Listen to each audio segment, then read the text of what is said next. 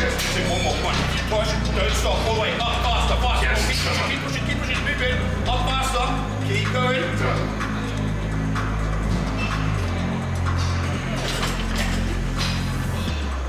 You guys are very, very, very close. Yeah. You didn't say anything, so I don't know how to do that. I really wanted to get it. Just a bit of PR. You're mate, you're like 2 weeks off that. Max, on a good day you might get it. But if you keep going for 2 weeks off.